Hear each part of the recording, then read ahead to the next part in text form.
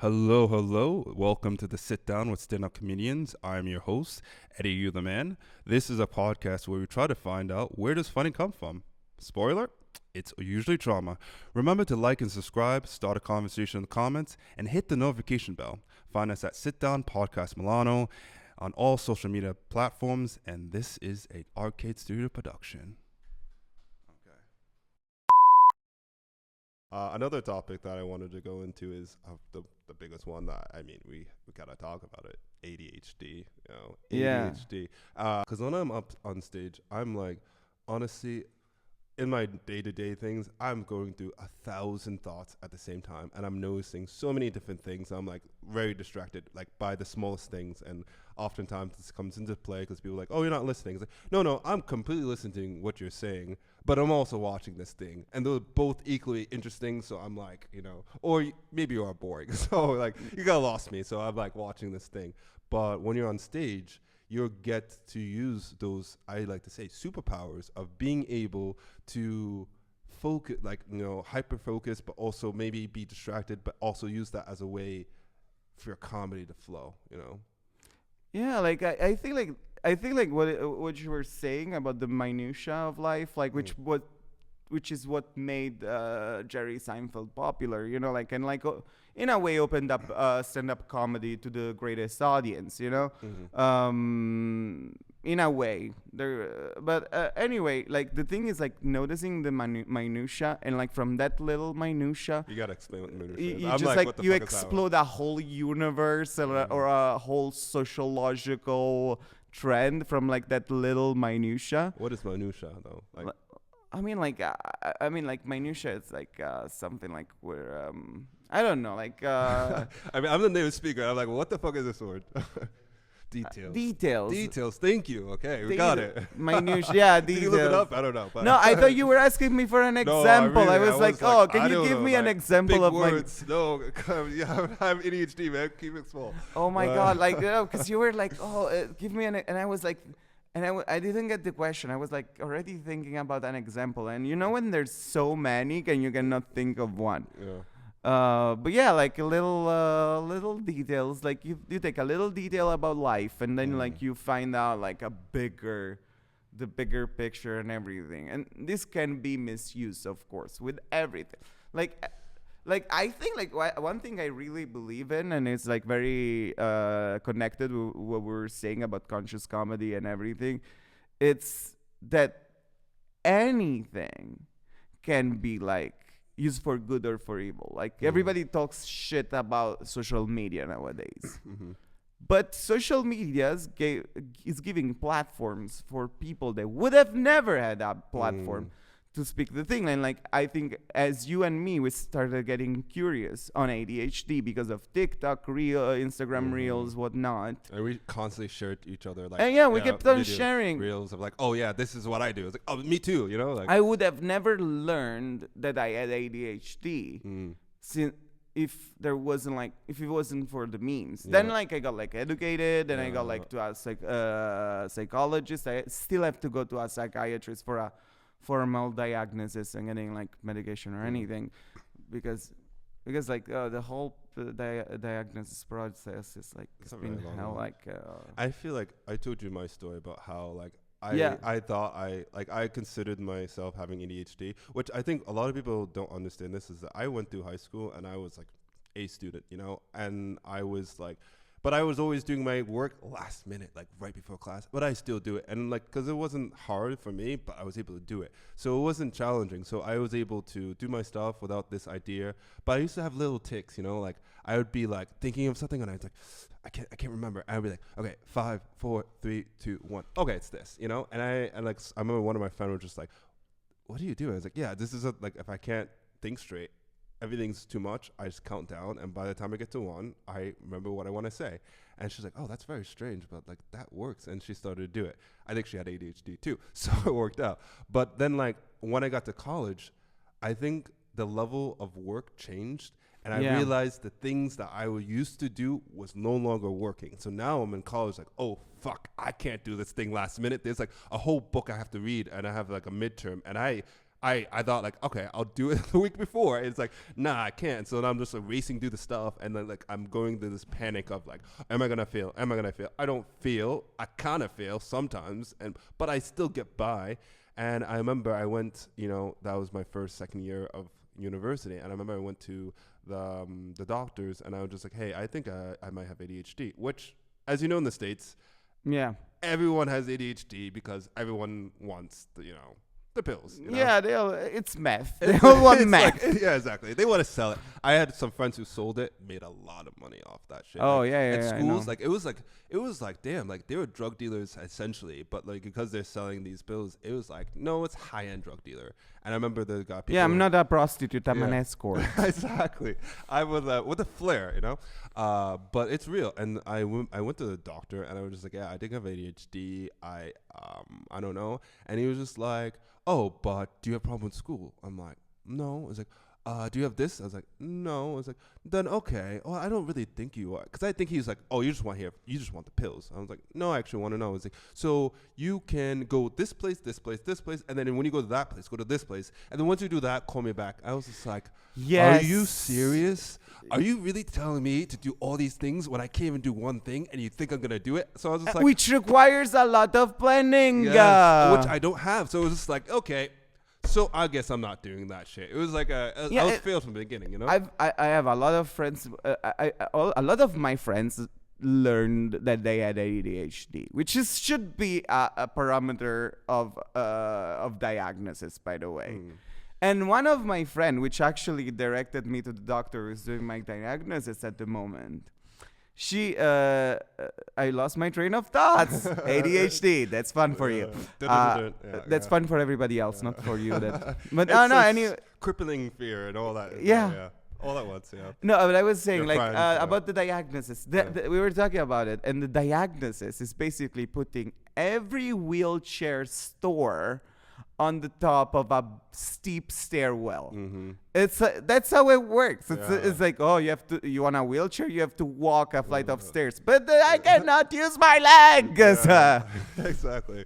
Figure out a way, man. Figure out a way. If you really want elbow. If you really want it, you'll get there. Yeah, that's how it is. Like, that's how it is. I have a problem, man.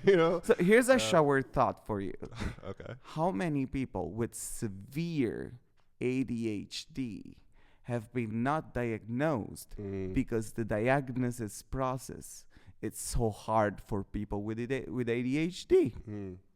I wouldn't. You were telling me that you had a friend that needed to go pick up like the medicine, but because she had to do it, and same it friend. Yeah, that's her. That's her. Shout out to my friend Martina. Yeah, so she needed to go get the pills, but she couldn't do it. Exactly. So yeah, a cycling that's thing. her. But she got the diagnosis. Thanks to her, I wouldn't have anybody to call the diagnosis. So we're like just like blind leading the blind to the blind to the blind. It's literally the tail eating the snake eating its own tail. And Yeah. the funny thing is, so going forward, it was like, so I just like, okay, whatever, I might have it, I might not, but I go on in my life. And I think I find out I have ADHD through Instagram, and I'm like, I think I'm watching reels, and I'm just like, oh shit, I do that. And then I'm like, oh shit, I do that too. And I do that, and I do that, and I do that too. And it was just like, I think it came into this whoosh, because I'm like, oh my God, my whole life, I've been dealing with it in this way, and it was always there. So like I have problems calling people back. One of my bits is like that. Yeah, one of yeah. my friends like text me, and I'm like, That's- okay, I'll text you back. And First, then, like, I liked you, but after that bit, I started loving you. yeah, it's real because it's a funny. It was like, yeah.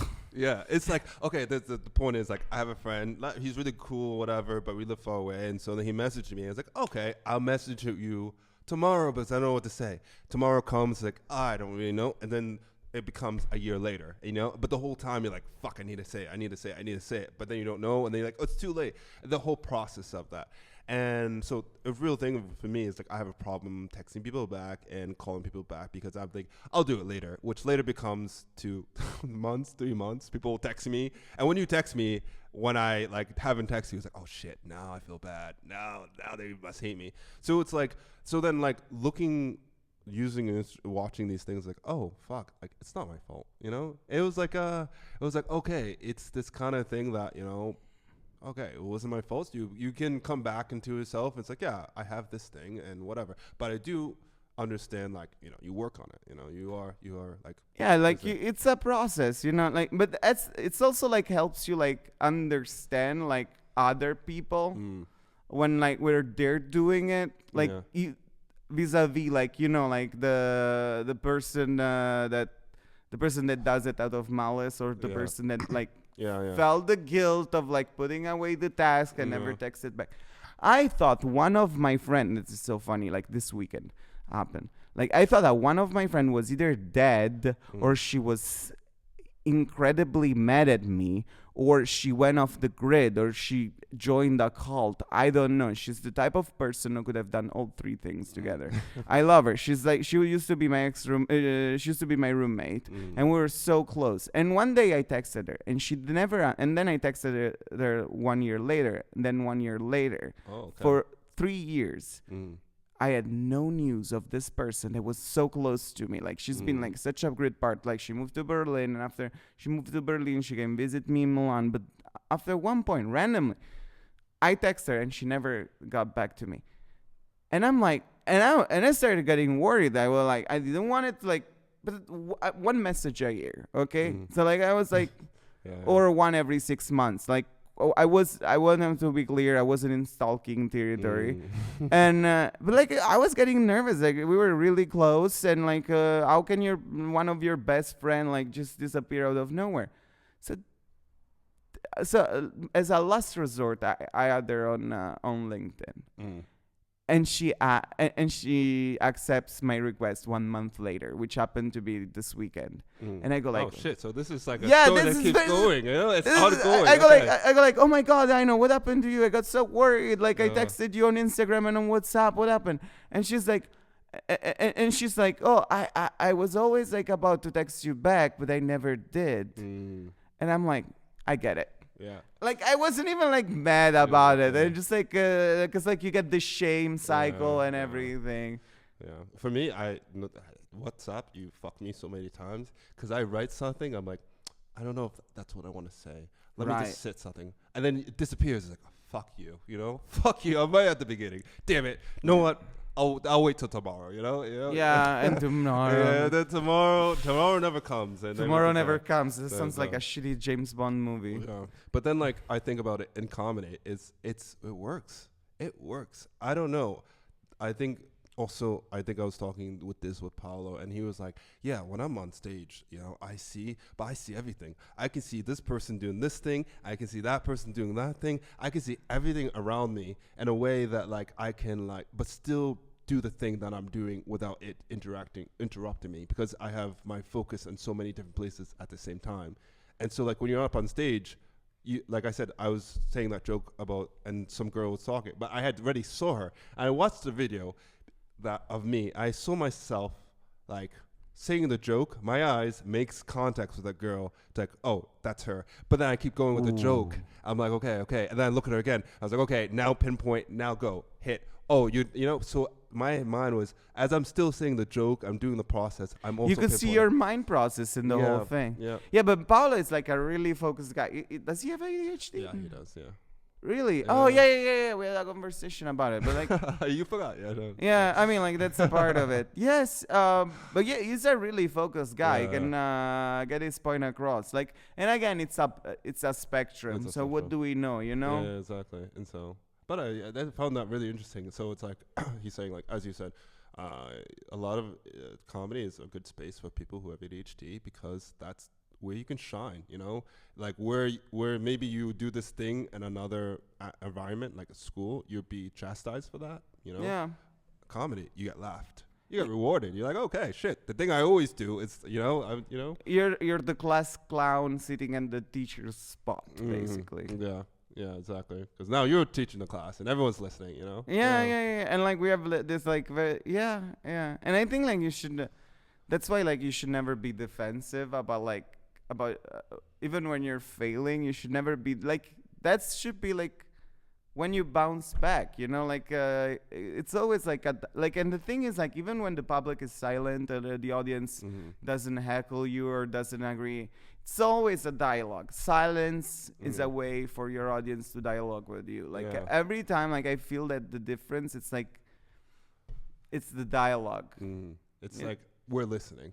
Yeah. It's like that's what they're saying. We're listening. Yeah. What do you? But also, you as a comedian should like do the same to the audience. You should listen. Yeah, exactly. Read the room. Read the room. That's the thing. You have to read the room, and people don't understand that. And I think a lot of comedians like mess up for that because they're like, "No, this is not the place." And this is what I do. Before I go on, like I read I'm scanning the room. I'm looking at who's there. I'm saying like sometimes I'll change our joke as I see you do it too. Like you're like, no, okay, this person said this. Perfect. Let me write it down. Yeah. And you're reading the room because you want to know who your audience is because you have to tailor your joke to that audience, And so like you like, okay, if I say this joke, like a lot of times like, okay, there's more women than men here. Okay, I have a joke that, guys will laugh, but I know girls will love it, Or more men than girls. Like, okay, I have this joke. Girls might not like it, but guys will love it, And so you tailor to that room because you know that every time you go into, stand up, you have a different crowd that wants something different, and you need to know what they want so you can deliver it to them, Yeah, yeah. And also, like the thing is that also what you were saying about conscious comedy, like it's like, okay, if you're like with like the kind of crowd that like crassly laugh at fart jokes, you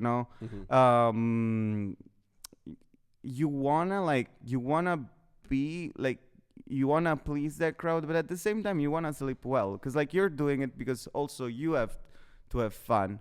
So like sometimes like if I go for a cheap joke, and let's face it, I've done it. Yeah, everyone does it. I know. Yeah, it's an easy laugh. You go for it. It's an easy laugh, but that like makes you feel like kind of unsatisfied with yourself. Yeah, you're just like, yeah, I gotta laugh, but at what price? What price? What price? I sold my soul. I sold my soul. I mean, like I did like my mom wouldn't be proud of me. Oh well, my mother wouldn't be proud of me. I mean, would only be proud of me if I were an engineer. So that line has been crossed. Yeah. But yeah, no, yeah, no. But at the same time, like it just like you gotta like do justice to yourself first. Like and there's a lot of jokes I make that just makes me laugh, and like nobody likes it that much, but sometimes like just one, like at least one joke when I go on stage, at least one joke is like for me, not for the audience, and then like and then like we're getting like into like more ambiguous, but like you always gotta have like that one joke that you just like find really funny yourself, The thing I like about you when I watch your comedy is that you're always random. So I never know what you're going to do. It's always a surprise. But also, you have this connection with the crowd that, like, when you get it, it's like, the crowd loves you. They really do. And you have this sense of, like, like, you're just talking to them at that point. Yeah, it's like you're really just having a real long conversation of, like, and I think me and my girlfriend were talking about this. Is like, sometimes the thing you do is, like, a lot of, like, she always brings up the scarf thing, like, when you get scarf on the floor, and then you have to pretend, like, it's like she always brings it up because it's like, yeah, that's so real, like, it's like a real thing, and like, it was like, he probably happened to him right before he came in, and he's like, you know what, I'm going to make a joke about this. But that's like the scarf thing, like in winter, a fucking scarf, it's like, you either forget it, or you put it in the most uncomfortable position behind the chair. Yeah. And it always hit the floor, or you do it like in there, or you put it in the sleeve or anything. It's always uncomfortable to carry on a scarf after you wore it. Like I stand by that. The scarf is a really no, but I love that like when you reach that point in which like you're having a conversation with your audience. Yeah. And it's not easy. It's not easy. Like, I wish I could replicate. If I had a magic formula, I would sell it like a Ponzi scheme.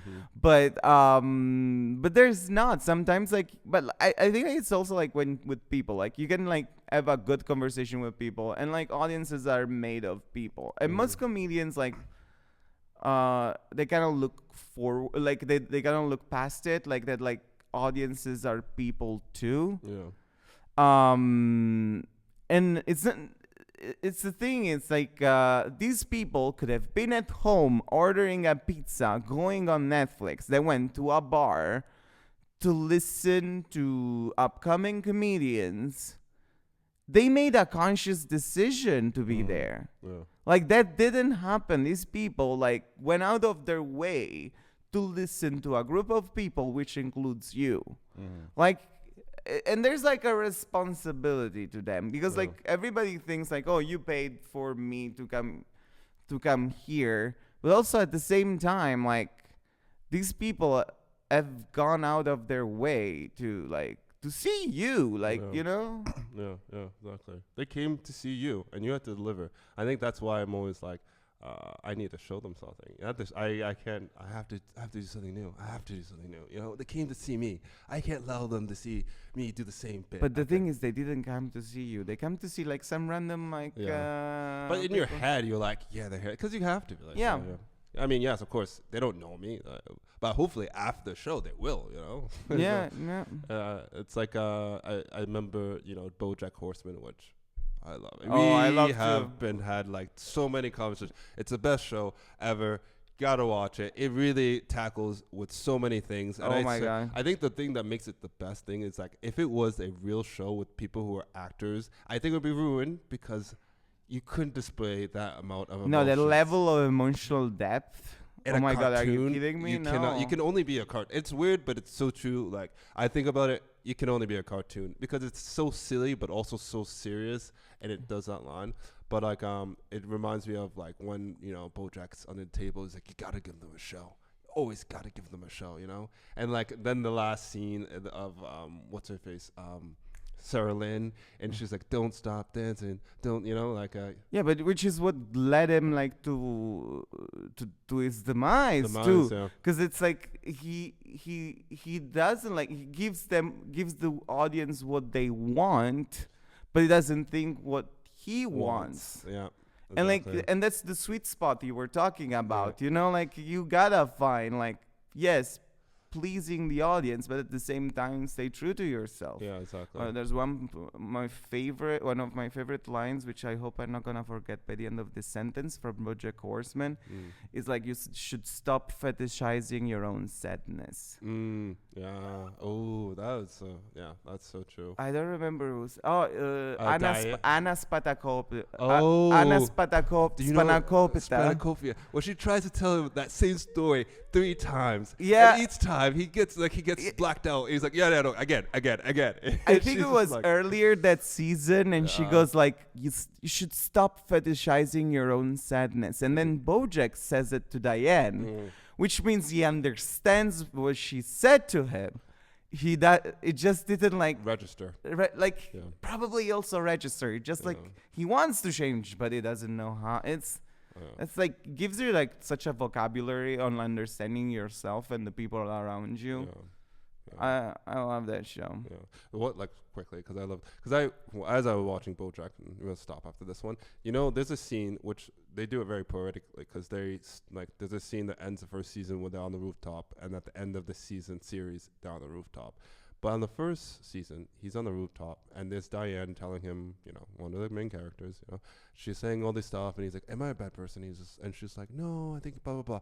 He does this thing with his eyes. If you watch it, and he's like, yeah, okay, good, I'm a good person, you know. And it's just like, that's the way you see it. That's the way he doesn't have the level of consciousness of like, okay, he needs other people. I think that's what the thing about comedians is, that we strive to want that craving of the audience laughing and the telling, like, people saying, you're good, you know, you're doing good, but you're amazing, you know. We crave that so much that becomes like, I don't know, becomes too big, you know. Yeah, like, and at the same time, like most, like, the thing is, like, a comedian, and like I think like as a comedian, like, being like, there's like on the opposite side of the spectrum, there's one that is closest to the other arts, like music and everything, which is the craft part. Like, you want to craft a perfect joke, and you want to make everybody laugh.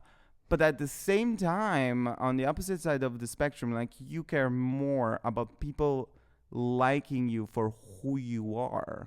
Like you want like please like me, please like me, please like me, but like me for me. Like there's like this thing that is like, because like most like in most form of art, like think about writing and music and everything, like you sure you display yourself, but through like a framing device, and of course the stage is a framing device, but like but like a stand-up comedian, like still like very much like like many people, like how many singers are very like shy in public, but they go on stage and go like, wow, boom, but like stand-up comedians, they're like they're like showing like a part of like who they are, because the sense of humor, it's like something that it's deeply resonating with you, like, and also like of course like your different your stage persona versus your everyday persona, they're completely different, but at the same time you're putting yourself out there very like on a big extent. Like if people don't like you, you're like, damn, people don't like you, that's devastating. Like that's devastating, because it's like, it's not that like, okay, like I'm a musician, like, oh, I haven't studied guitar good enough, I didn't like did my voice exercises well. A writer, like you have to learn, like, okay, you can always go back to the page and re-edit that part, like even though like you poured your heart into it, like you can still go back and re-edit. Or like, I'm not gonna put cinema in this because it's such a cooperative kind of performing art that like so many voices are in there. But like as individual of art form go, like music, painting, and everything, like even painting, you put yourself, but yourself 1 second, like at a period of time, like before you finish the art piece, like you have become a different person, because we're always changing. Whereas like as a comedian, you put yourself there in that moment, right there, right now, like what was that, Daft Punk? You put yourself there, so like if you get like and that's the reason I think many stand-up comedians, like they have to build a thick skin, you know, not thick enough so you're not human anymore, but that thick enough like to get criticism, because that's the thing, you get criticized for your sense of humor, and for most of us it's like pinnacle of our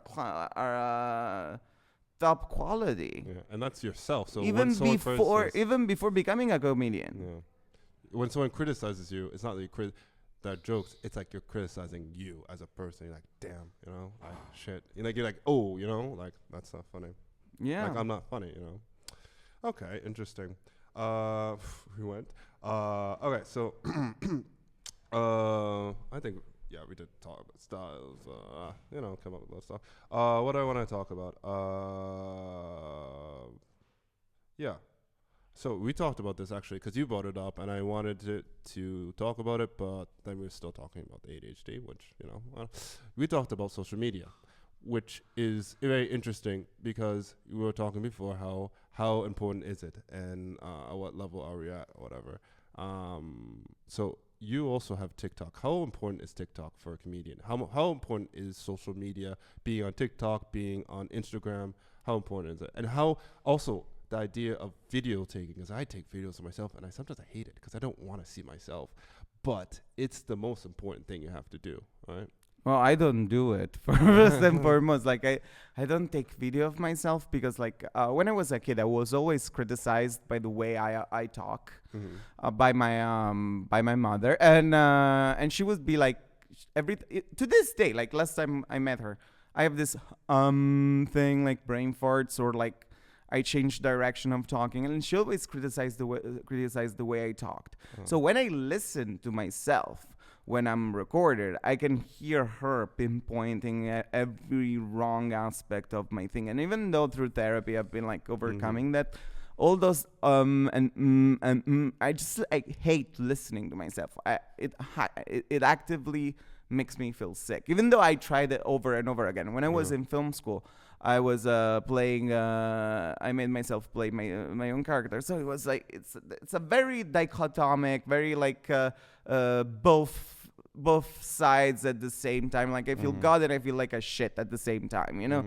So and then like comes together when I see myself recorded. At the same time, like I think TikTok is very useful, and like TikTok more than like other social media because I feel that it's more meritocratic. Like I experimented with it a lot, and I got like so much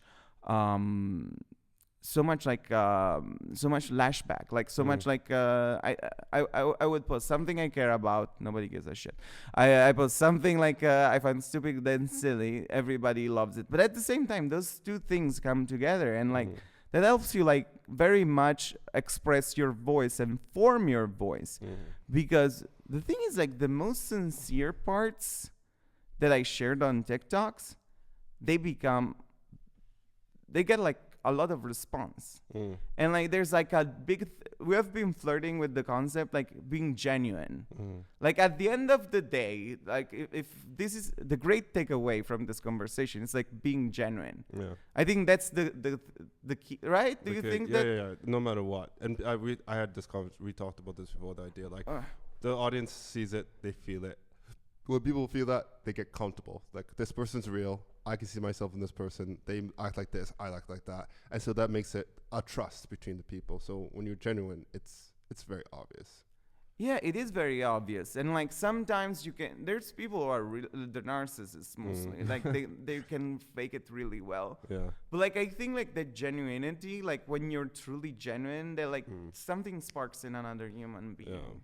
Yeah. And I think like social media helps.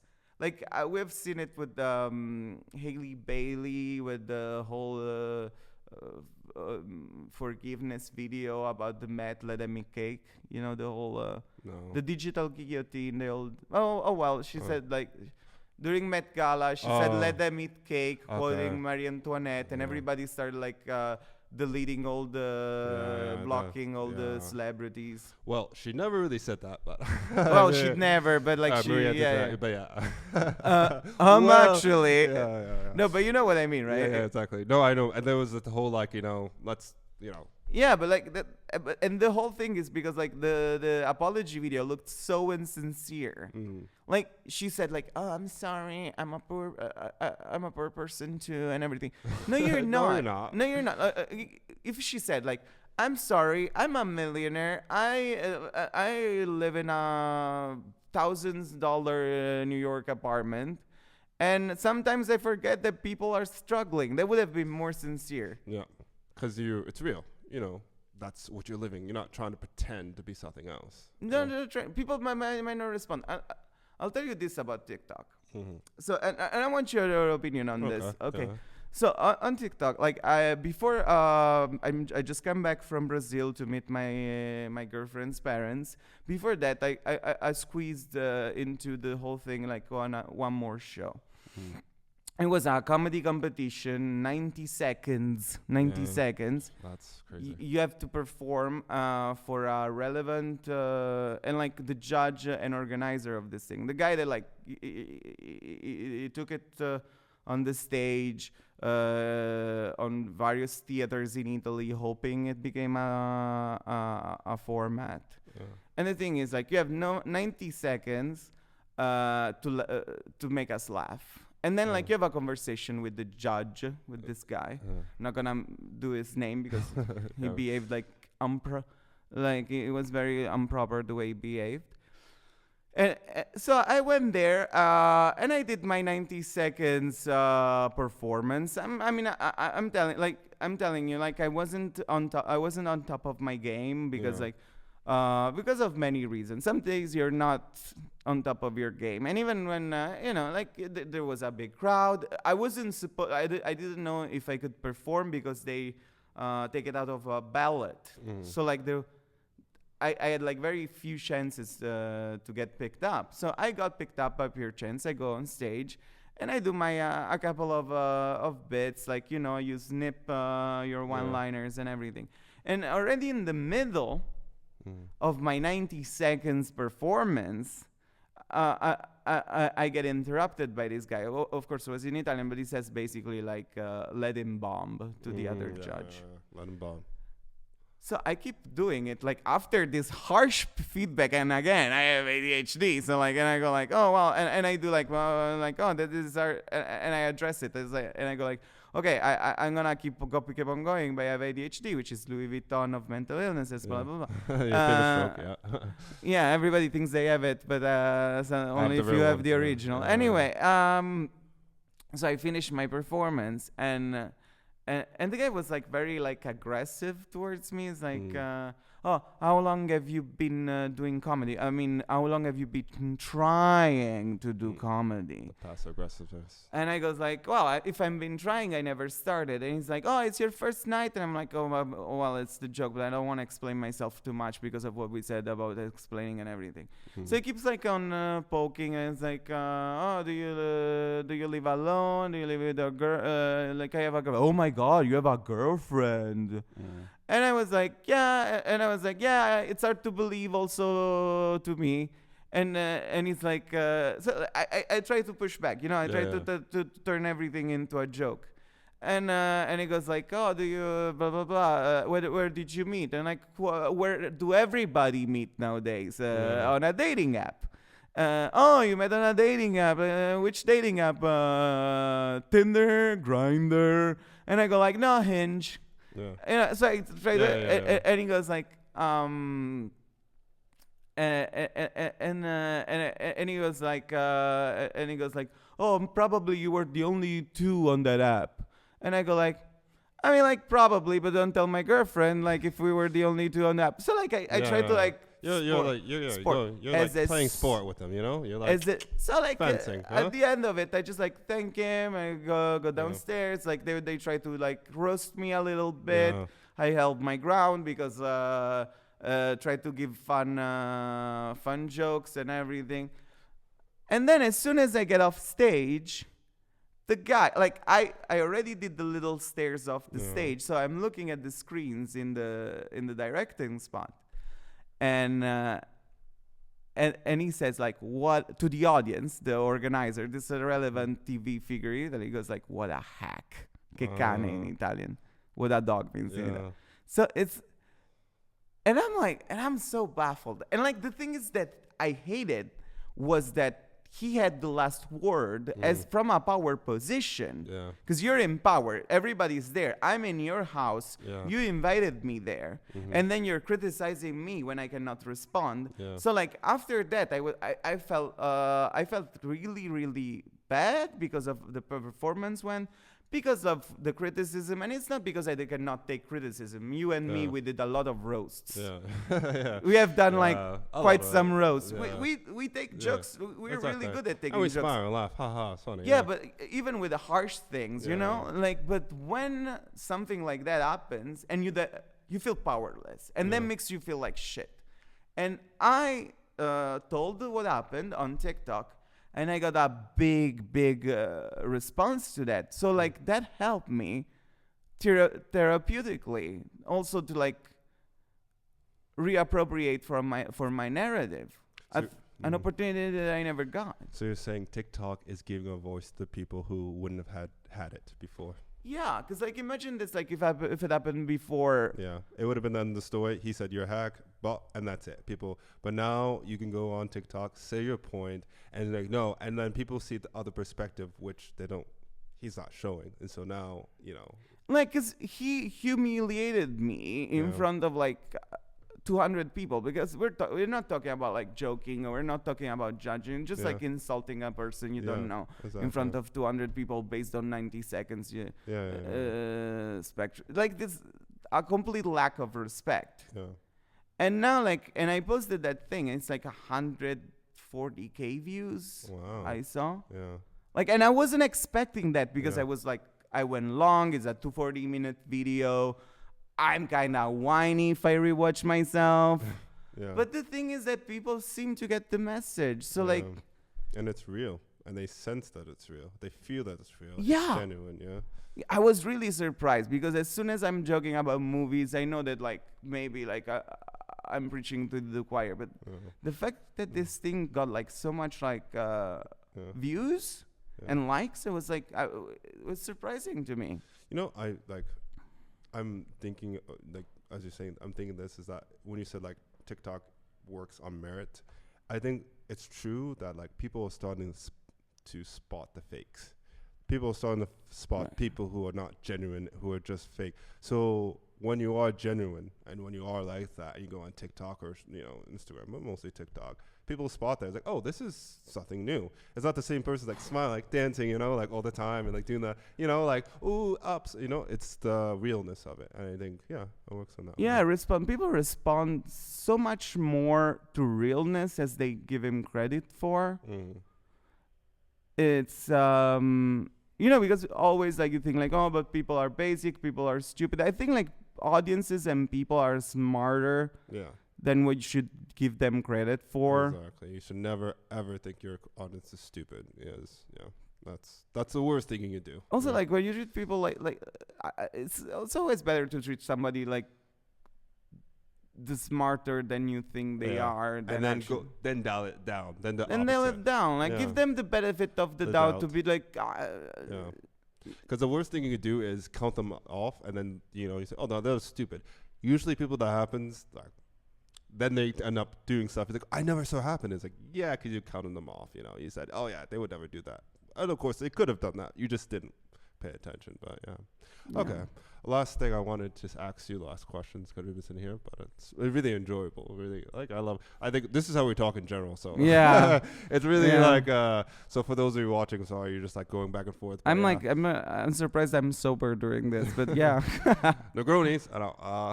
Where's my Negroni? Yeah, it's my drink of choice. You always see me with Negroni. Yeah. My last question of this whole thing is, what advice would you give to those starting, or just to yourself when you started? I would say,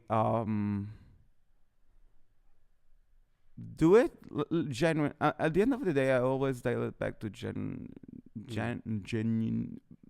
Intellectual honesty. I do that all the time. When I can't say that word, I'm gonna just change the word. Intellectual honesty. I think like the approach is like anything you do in life. Like if I went back, it's like be intellectually honest with yourself as much as you can, because like that's like that shit is powerful, and like I've been trying like to like put myself in a box and like also like be not only like society but also like my parents, my friends and everything. But don't stick to the box. Don't put the box. Don't stick to the box. Preach. I think that's why I like you so much, man. Like you're really outside of the box, and you're not afraid to like be outside the box. A lot of people are trying to be inside the box and like no, like I'm just like everyone else. I think you are aware that you are different, and that's what makes you even great, because you're not like everyone else. Oh, thank you. You're not, like when I have conversations with you, I'm like, yeah, I'm gonna get an honest opinion first of all. If I say something stupid, you're like, yeah, that's stupid. You're not gonna be like, say it just to make me feel happy or whatever. But also, you're just authentic, and so speaking to you, it's authentic. And oh, thank you. But like this didn't happen like from the day from like today. Like I put myself into a box. I've been putting myself in boxes for years. But people put you in the box, and then you put yourself in the box. Yes, I mean like without pointing fingers. Like at one point, you're just like you could decide. You could decide to put yourself in a box. Do you stay in the box or you get out of the box? And I think like the cat rule is pretty good. You stay in the box, but you just like muffin out a bit. Like you're just like a muffin. Yeah. Because like the box helps you like concentrate. Like because otherwise I'm like coming here in a pajama. Yeah. You can be too out of the box. Too out of the box. Okay, you're just. But that's another box. Yeah. Like then you're trying too hard. So you're trying too hard. So now you're in another box of trying so hard to be outside the box. Then now you're in another box. You're in a box that's not a box, but it's a box. Yeah, it's like, and we're denying the existence of the box kind of is another box. So like you have to build your own box. Yeah, I feel that people are like, what the hell is this box? Oh, yeah, like, who is this box? Where is this box? What is this box? Like, yeah, but no, I feel that because also for me, I feel like a lot of people want to put me in a box. They want to see this. Oh, you're this and that, so you must be that. You must fit into what I think is what you should be. And you're like, no, I'm not a box-shaped person. I have many shapes and sizes, and I don't want to cut my I don't know, the shape to fit in the box because that just means the box can't hold me. I can be the idea of there's a box, and really back to it to bring me back to earth to realize that, but not be like, but that's where I live. No, that's what I see, but it's not where I live. I can sometimes reside in it, like, okay, I'll take a breaks in here, but then I get out of it. It's you have to recognize the box. Yeah. You have to recognize the box. For instance, my girlfriend is Brazilian. Yeah. From her okay, yeah. From her balcony, you can see a favela, the jungle, and the beach. And I was laughing so hard because that's so stereotypical of Brazil. You can literally from her balcony. I was freaking out. I was like, you can see a favela, the jungle, the forest, so the favela, the forest, and the beach. It's like this is such a stereotypical thing. Like some things are stereotypes because, but don't get into that thing. But like, like the thing is like the key is like being genuine and be respectful. Yeah. That's true. Well, we'll wrap it up there. Okay. It's been amazing. I really enjoyed this talk. We had a long, good talk. I can't even speak right now. And do you have anything you want to put out? You want anything you want to say, promote, anything like that? I don't know. Find me on TikTok. It's Giustino de Blasio or de Blounging. I only have 300 followers, so don't sell your self short, man. But yeah. No, who knows? When you might have 5 No, I probably million. have more. No. Probably now I have 600. But like, it's like it's still not enough. I hope to get more. Okay. Yeah. Well, no. Yeah. I don't know. Like, I just think like the only thing I want to promote is that give people the benefit of the doubt and positive. Give them the benefit of the doubt. Preach. Okay. Benefit of the doubt and positive. Like even if somebody is a dick, maybe they had a bad day. Unless it's unforgivable, like murder and R word, murder and grape, murder and grape. Yeah. Other than murder and grape, everything is excusable. Unredeemable. Well, thank you so much for being on the show. For those of you watching, please like, subscribe to Arcade Studio Podcast, and thank you for watching. That's it. How do you feel?